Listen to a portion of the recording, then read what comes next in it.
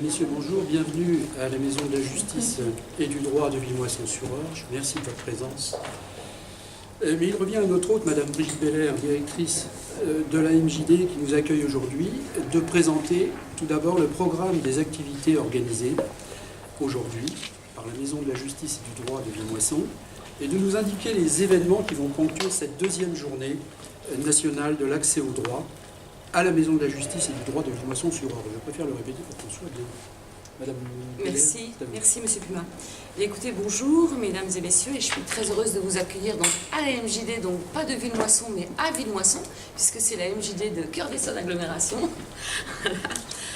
pour cette deuxième journée nationale de l'accès au droit. C'est l'occasion, cette journée, de donner une plus grande visibilité aux actions mises en œuvre dans tous les lieux d'accès au droit du territoire pour aider les usagers à accomplir leurs démarches juridiques et administratives. L'agglomération Cœur d'Essonne, en partenariat étroit avec le tribunal de grande instance d'Évry et le comité départemental d'accès au droit, mène une politique volontariste en matière d'accès au droit pour tous, et pour ce faire s'appuie sur les deux structures existantes sur le territoire, donc la Maison de Justice et du Droit à Villemoisson-sur-Orge, la Maison de Service au Public qui contient également un point d'accès au droit qui est situé à Arpajon. Et aussi sur une permanence itinérante qui donc se rend sur 6 communes du territoire pour les personnes les plus éloignées et les plus vulnérables. Enfin, pour répondre aux nouveaux défis que représente la dématérialisation administrative et en particulier des services publics et lutter contre le non-recours, un espace numérique a été créé également sur la Maison de Service au Public d'Arpajon. On développera après ces différentes structures. Donc c'est l'équipe des deux structures avec les partenaires et tous les bénévoles que je remercie qui ont préparé cette journée porte ouverte avec différentes animations. Donc on va vous proposer une joute oratoire cet après-midi sur la dématérialisation des services publics avec l'association des étudiants de la faculté de droit d'Évry, Révolte-toi Évry. Ensuite, il y aura un jeu de piste animé par l'association des jeunes avocats du barreau de l'Essonne, ainsi qu'un escape game préparé par l'équipe de la MJD et l'association Mediavip 91, où il s'agira d'enquêter sur une disparition. Voilà, donc cette journée se clôturera à 20h.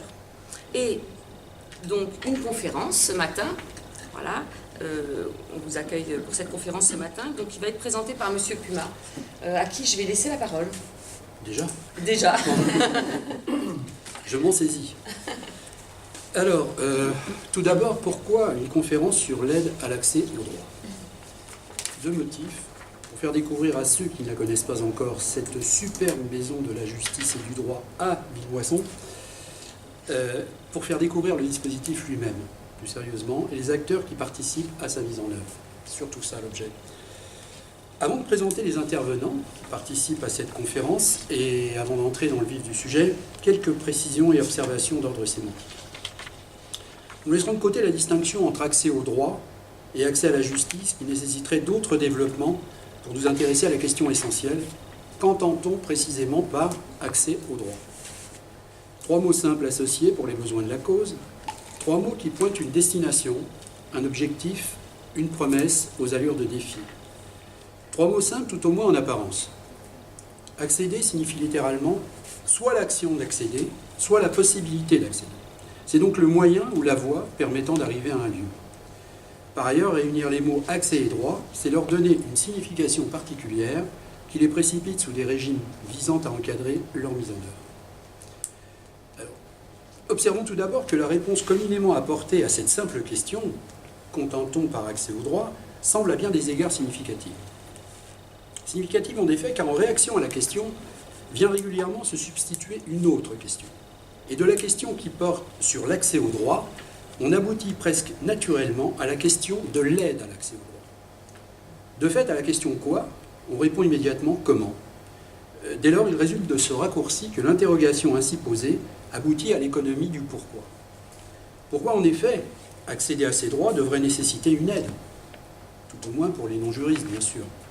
Quand je monte dans ma vieille voiture le vendredi matin, c'est pour venir ici, dans cette magnifique maison de la justice et du droit à Villemoisson-sur-Orge, assurer ma permanence, et il n'est pas nécessaire pour me transporter que je sois féru de mécanique.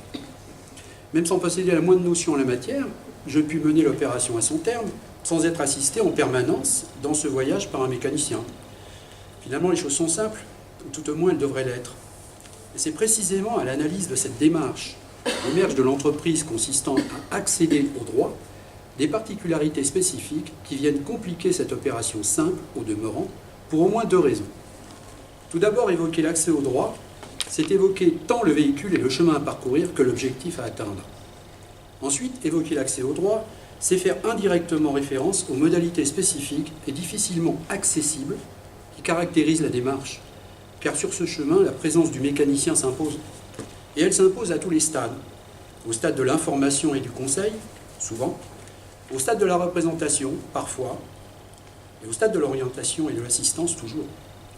Pour autant, pas plus qu'un néophyte en mécanique ne saurait vraiment expliquer le fonctionnement du véhicule qui l'a conduit à destination, mon juriste ne saura pas davantage réellement saisir les étapes du chemin. Cette substitution est significative à tant d'égards dès lors qu'elle pointe indirectement la complexité des règles juridiques en vigueur, ou en d'autres termes les éléments constitutifs et les modalités de mise en œuvre du droit positif par trop inaccessibles. Observée sous cet angle, la problématique de l'accès au droit débouche sur la complexité du droit dont il résulte qu'un non-juriste, encore une fois, a régulièrement besoin d'aide pour accéder à ses droits, à sa dignité, et tenter de mener ses démarches à destination. Mais comme les destinations, les véhicules peuvent être de différentes natures. Automobiles, véhicules terrestres à moteur, comme nous disons dans notre jargon, aériens, nautiques ou même intellectuels. Il peut s'agir d'une voiture, d'un vélo, d'un avion, d'un bateau, mais aussi d'un livre. En effet, quand on lit un livre, on est transporté. Emprunter un livre, n'est-ce pas finalement faire le pari de se laisser transporter pour espérer accéder au rêve, à la connaissance, à la vérité peut-être. Mais s'agissant du concept même d'accès au droit, comment définir la nature du véhicule? Comment comprendre l'objet dans sa dimension afin d'en découvrir, au sens propre, la complexité? Objectivement, l'allocution accès au droit vise à évoquer le chemin qui mène d'un point A, l'expression d'un souhait, à un point B, la satisfaction de ce souhait.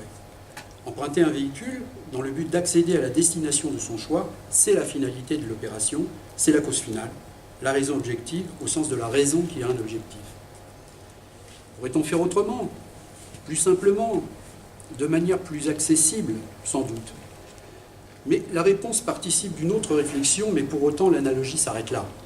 Car si mon vieux véhicule m'amènera toujours, sauf accident ou panne mécanique, à la destination souhaitée, il ne suffira pas d'avoir accès au droit pour que l'objectif escompté advienne, car en la matière, il y a loin de la coupe aux lèvres.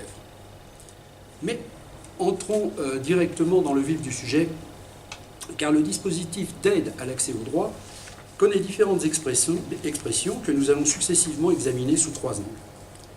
Nous l'examinerons à l'aune des missions des acteurs de terrain, du personnel de la Maison de la Justice et du Droit toujours disponible, et des autres intervenants bénévoles.